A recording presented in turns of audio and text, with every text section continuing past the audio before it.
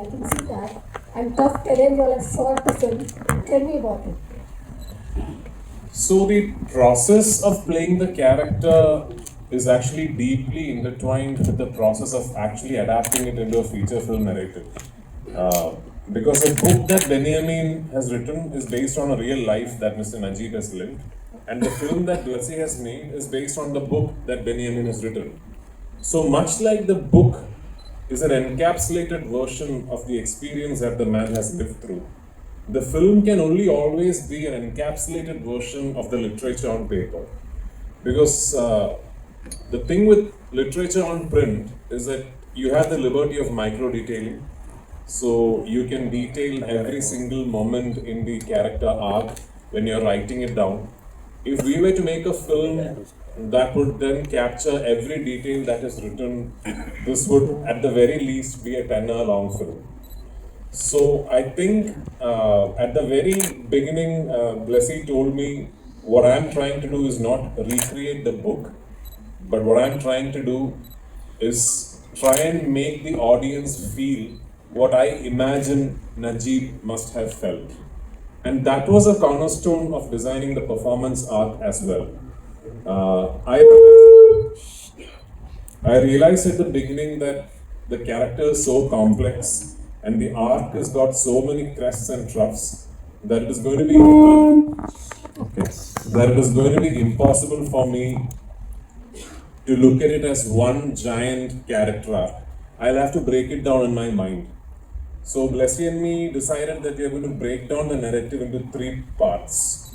Of course, there is one part that is not included in these three, which is who he was before he lands up in the desert, what he was back in Kerala, what he used to do, his family, what did he leave behind before he gets trapped in the desert. So that is one part of his life that will come to you in little pieces, segments of flashbacks in the first half of the film. But that aside, I think Blessy had this wonderful idea that we have to break down the narrative into three phases.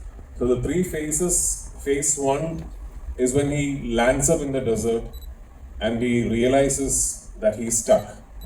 That first phase of actually trying to fight the circumstances and trying to find a way out, and the phase of denial where he's thinking, no, this can't be, I have to get out of this place. And the performance is metered to that emotional graph where he is just not ready to believe that this is happening. So the performance is metered like that. Then the narrative breaks at one point, and then you see him a few months later. Where he's slightly thinner, his hair is grown, his beard is grown, and he's angry. He's angry because that's a phase where he's questioning everything about his predicament. The biggest question in his mind is, why me? And he's angry at himself, he's angry at the circumstances, he's angry at God. And so the performance is metered to that in that one phase. And then the narrative breaks at another point, and then you meet this man 3 years later, where he's completely different. He is no longer the man who you saw. He is more animal than man, because for the last 3 years, the only conversations he's had, are with the animals. So then you meet this broken man who's now come to terms with the fact that this is something he will have to live through. And he will have to go to the other end of this experience. And the other end of it might be death, might be escape, might be salvation. But he is almost come to terms with a spiritual realization that this is something that he is meant to live through. So then the performance is metered to that. So that's the way I broke down the character arc in my mind. And this was a discussion that Blessy and me have had over many days, many months actually. And I should thank him for letting the actor's interpretation take so much space into the style of filming, because he did actually then design the way he filmed the entire film on this classification that I just told you about. And I have to will have a grand worldwide release. How do you look upon to this fact? So I just think that this is part of a natural evolution of cinema as an industry. as a business that we were always headed here. And as exhibition sector and means of bringing your content to the end user, as that has evolved, as streaming services have come in, as satellite television has come in, accessibility to content is now a lot more easier. Somebody sitting in Jharkhand today, if he hears of a good Malayalam film, there's a way to see it. Somebody sitting in Cochin like me, if I hear of a good Assamese film, there's a way to see it. So this phenomenon would then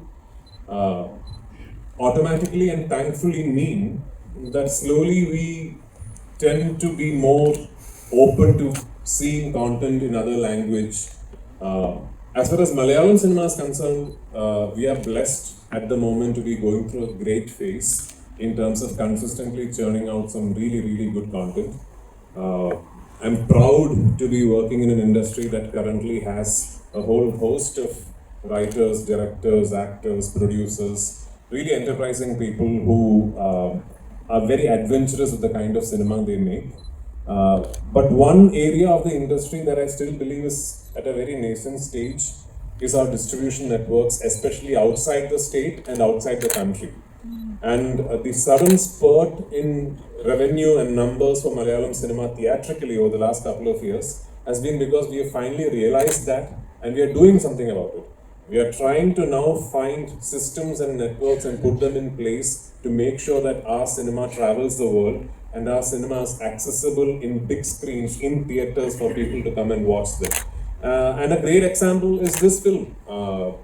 The Goat Life is being distributed by Mr. Anil Terani in the northern circuits. It is being distributed by Red Giant in Tamil Nadu. It is being distributed by Maitri in Andhra and Telangana, by Hobale in Karnataka, and by my own company, Prithviraj Productions in Kerala.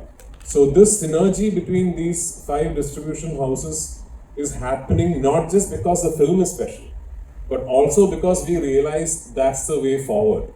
That we will all now have to work together for each other's films so that eventually, like all of us keep repeating, in a not too distant future, we'll all be just doing Indian cinema.